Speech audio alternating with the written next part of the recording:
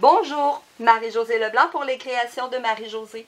Aujourd'hui, je vais vous montrer la technique de la fausse tuile. Alors, comme son nom l'indique, vous pouvez voir que mon papier cartonné est quadrillé. En fait, il y a des carreaux et je l'ai embossé. Alors, vous pouvez voir que la brillance, ça imite comme des carreaux de céramique. Alors, dernièrement, j'ai fait une carte que j'ai mise sur mon blog, Les créations de Marie-Josée. Et là, je pensais que ce serait intéressant de vous montrer comment j'ai réalisé cette technique. J'ai mis les images avec les instructions, mais je vais la faire devant vous. Alors, pour faire les carreaux, alors on a besoin, je vais l'approcher ici, on a besoin de la grille de marquage Simpliscore. Elle est dans le catalogue, elle est disponible. Alors, j'échappe des petits morceaux. Alors, ici, elle est graduée à tous les huitièmes de pouce. C'est une grande planche, vous pouvez mettre un carton 12 par 12. Alors, moi, mon carton ici, il mesure 3 pouces par 4 pouces. Alors, j'ai décidé de rainurer mon carton à toutes les demi-pouces. Vous pourriez le faire à toutes les pouces aussi. Alors, regardez, pour la même grandeur, j'ai même fait une diagonale pour vous montrer qu'il est possible de faire différent pour faire vos tuiles. Alors, moi, ici, j'ai pris un demi-pouce. Puis, la grandeur du carton, c'est selon votre carte, la création que vous faites. Alors, moi, je le fais avec la carte que j'ai réalisée. Alors, je vous refais le même morceau de papier. Là, je fais une réplique. Alors, voilà. C'est une belle grille. On peut faire des boîtes avec ça. Alors, ici. Alors, ensuite, on choisit une image. Alors, vous pouvez prendre une image que vous pourrez colorier par la suite. Moi, pour ma carte, j'ai pris le jeu d'étampes du marché bio. Alors, j'ai pris l'image des fleurs ici. Alors, à ce moment-là, je la répète, vu que mon carton est trop grand, est plus grand. Alors, ça pourrait être une seule image. Alors, c'est à votre goût. Je vous conseille d'utiliser le tapis ici. Même si ce jeu d'étampes-là offre des étampes pour montage clair, puis qu'il y a une petite mousse, moi, je conseille, parce qu'il ne faut pas peser très fort non plus. Il faut laisser blanc les plis qu'on a fait tout à l'heure. Alors, je mets amplement de l'encre. Je m'assure que mon image, elle est brillante. Et là, je ne vais pas cacher, mais je vais me centrer du mieux que je peux. Là. Alors, je place mon étampe ici. L'important, c'est de mettre une pression, mais pas trop forte. Parce qu'on ne veut pas mettre de l'encre dans les plis ici. Alors, quand on a rainuré, on a un côté qui a des petites bosses, puis l'autre côté des petits creux. Alors, c'est important d'étamper du côté où il y a des petits creux. Alors, moi, je mets une pression un petit peu, mais tout léger. Puis, je laisse le temps à l'encre d'entrer dans mon carton. Mais je vais avoir à répéter quelques fois encore cette opération là, pour compléter mon carton. Alors voyez-vous le résultat. Alors, j'ai très bien réussi sur une autre image ici. Alors, voyez-vous. Et quand il y a des petits manquements, chose qui peut arriver, ben, vous reprenez, c'est un conseil que je vous donne, prenez votre pâte d'encre de la même couleur avec un crayon estompe et vous venez corriger les petits endroits où il peut y avoir un petit manquement. Alors, en suivant l'image de l'étampe. Alors, moi, j'ai fait ça tout le tour. Alors, j'ai continué et j'ai obtenu une image. Alors, ça m'a permis de laisser sécher mon encre.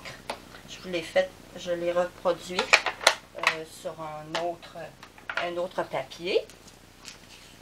Alors, maintenant, moi, ce que j'ai fait, j'ai continué, autre étape, avec un encre très pâle. Si vous voulez le laisser comme ça, libre à vous.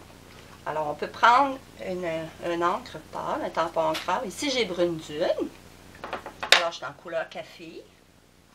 Alors, je me suis emmenée ici tranquillement.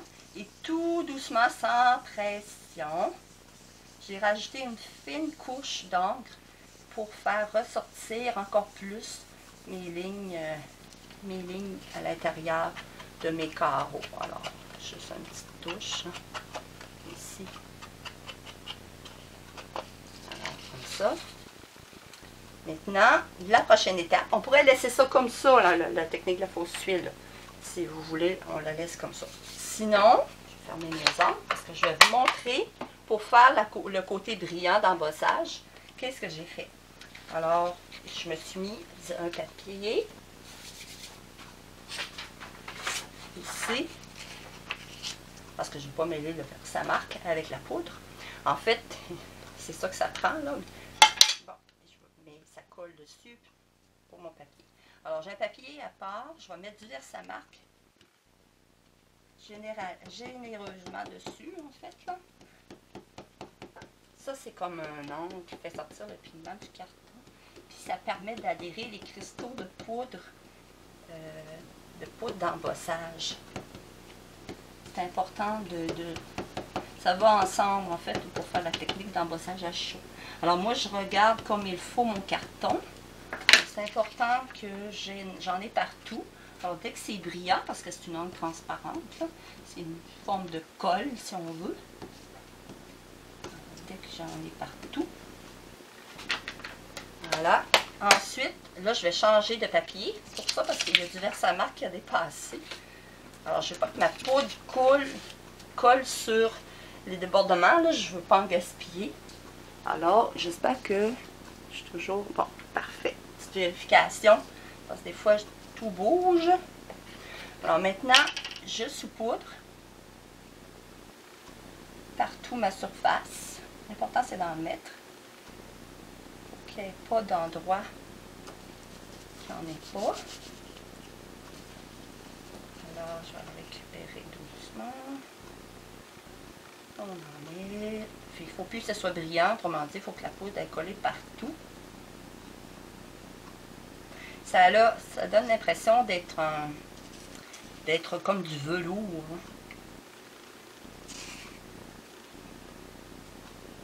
Alors moi, de près, vous pouvez voir aussi. Alors, petite pichenote, comme on dit, petit coup pour secouer le surplus. Alors, on va ceci. Voilà. Je vais mettre ça de côté. Maintenant, autre étape. Alors, comme j'en ai mis généreusement partout sur mon carton, en fait, c'est normal, il y en a rentré dans mes plis. Alors, moi, ce que j'ai fait, je vais m'assurer d'avoir le bon bout de crayon. Alors, je prends ici, je vais essayer de faire ça rapidement, mais... Alors, je prends la pointe d'un crayon estompe, puis je repasse ici dans mes lignes. Là, je vais vérifier si je suis bien vis-à-vis vous, par exemple. Oui, pour que vous voyez très bien. Alors, je passe la pointe de mon crayon estompe, un petit surplus sur mon mouchoir. Ça en accumule dessus. Puis, c'est pas un problème, je le passe sous l'eau.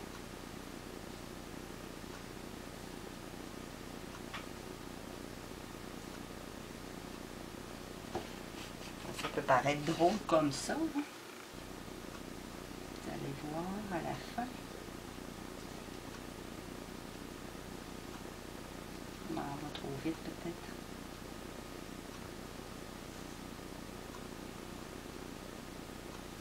On va tourner.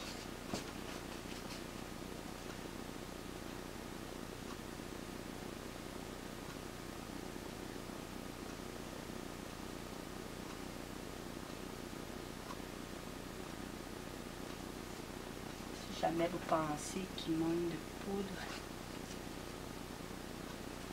des fois ici ça m'arrive que j'ai passé tout droit là, voyez-vous. Je me remets un petit peu de poudre. Ça m'est arrivé sur mon autre morceau.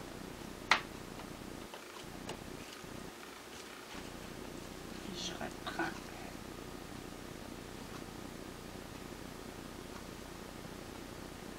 Bon, que je vois très bien mes plis. J'ai tout enlevé, la poudre embossée. Je pense qu'ici, en touchant mon carton, j'ai dû avec mes doigts enlever la poudre sur le bout. Ben, il y a moyen de reprendre Bon, maintenant j'ai de la poudre embossée ici. Je pense que je vais tasser complètement. Je l'ai récupéré tout à l'heure. Bon, maintenant mon pistolet est un petit peu à bout de bras. Je vais essayer de faire du mieux que je peux. Je vais vous montrer. Ouais, on le laisse chauffer un petit peu. Là. Mon pistolet chauffant. Alors vous allez voir la transformation de la poudre qui va devenir brillante. Sous l'effet de la chaleur.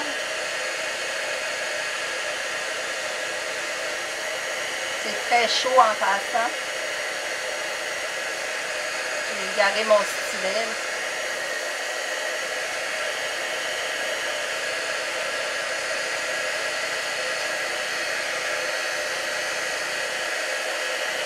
OK.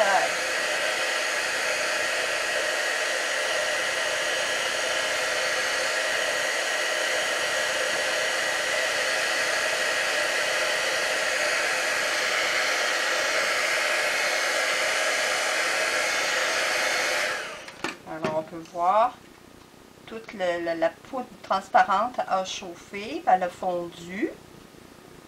Alors c'est le résultat qu'on obtient. Alors que ça fait paraître drôle un peu, la poudre embossée tout à l'heure en passant le crayon, mais regardez, ça fait une belle démarcation là, entre les tuiles. Alors c'était la technique que je vous montrais aujourd'hui. Alors j'espère que vous avez adoré ce que je vous ai montré. Alors vous pouvez me laisser un petit commentaire. Et puis je vais mettre le lien sur mon blog pour la vidéo, parce que je vais la remettre là aussi, puis vous allez pouvoir revoir ma carte aussi. Alors, si vous avez des questions, gênez-vous pas. Si vous avez besoin aussi de produits de conseil, alors, vous pouvez m'écrire. Mon adresse courriel va être en bas. Et puis, vous pouvez aller sur mon site, les créations de Marie-Josée. Alors, je vous remercie de me suivre et de partager. Et bonne fin de journée.